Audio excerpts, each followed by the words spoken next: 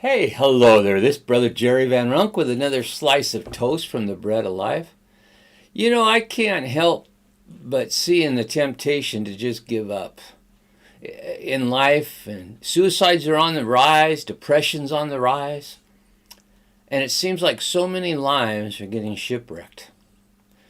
And the temptation's there to just give up.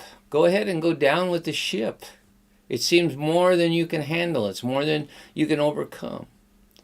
And yet, here's what it says. It says in 1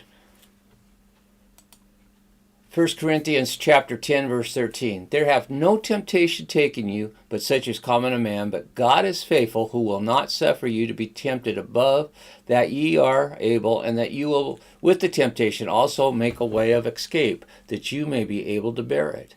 You see, there's a lot of things going on, and God wants us to be able to bear it. He wants us to put our faith and our trust in Him. Today is the day that we need to understand that there's more to what is going on than we have. Paul was on his way to Rome, and he said in 27th chapter, when they decided to go after such a long wait and were delayed, men, I can see that this voyage is headed towards disaster and heavy loss, but not only of the cargo and the ship, but also our lives. Paul's looking at that and he's going, I sense in my spirit, and we sense in our spirit. The problem is, everybody around us, just like in the next verse, it says, but the centurion paid attention to the captain and the owner of the ship rather than to what Paul said. Everybody around us seems to tell us we're crazy. Oh, no, you're wrong. It's going to work out, or it's going to go this way, or it's going to go that way. The truth is, we need to not listen to other people. We need to take a hold of God, or we're going to start our journey, and it's still going to be rough, and it's going to build on us. And here it was in the 14th verse. It says, but before long, a fierce wind called the northeaster rushed down from the island. If you're a King James fan, it says the Rockadon.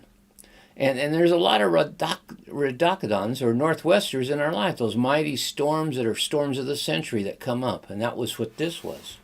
And I believe right now you're probably going through one of those storms of the century. You don't have to hang on to that. You don't have to hold on to it. They were scared, and because it says in the 18th verse they were tying everything down, but because they were being severely battered by the storm, they began to jettison the cargo the next day.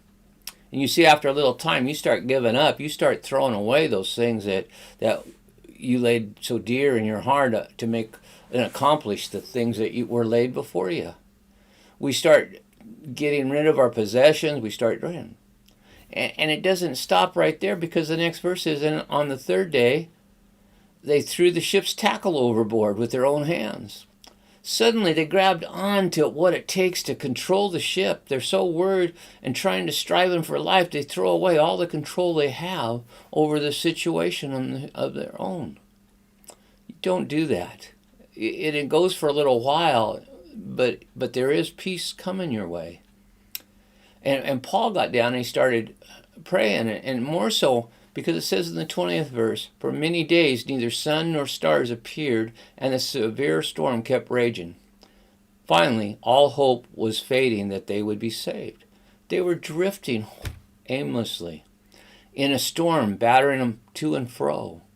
And don't let the storms of life batter you to and fro. Don't let it tear you apart. Don't let it ruin your life. There's still more to go on. And Paul was praying, and finally the angel came to him, and look what it says in the 24th verse. He told those around him, he said, don't be afraid, Paul. It's necessary for you to appear before Caesar. And indeed, God was graciously giving all those who are sailing with you.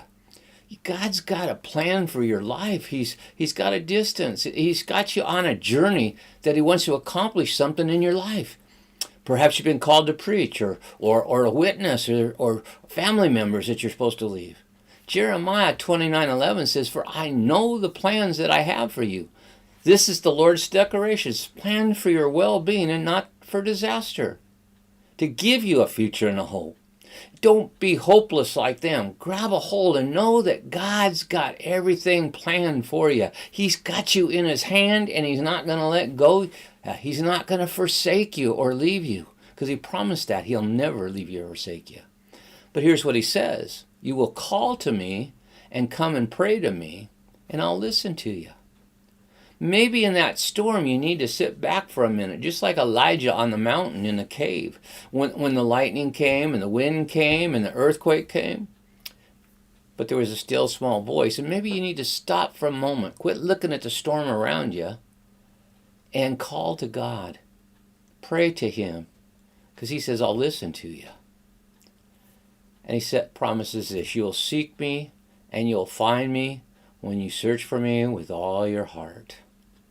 Hey, you need the Lord today. You need to grab a hold of what he's got for you, not what the world's got. You just need to take the bull by the horns and ride it out, because God's got a plan for you. He's made a way of escape for you. Hey, be lifted up today. Before we go, I like to just pray with you this prayer. The Lord bless you and keep you. The Lord make his face shine upon you and be gracious to you. The Lord turn his face towards you and give you peace. That's what I pray today. God will give you peace. Not peace as the world knows it, but his peace. Until we see you next time, call me if you need me at 951-523-7788 or email us at prayerteam@teamjesusministries.com. God bless you.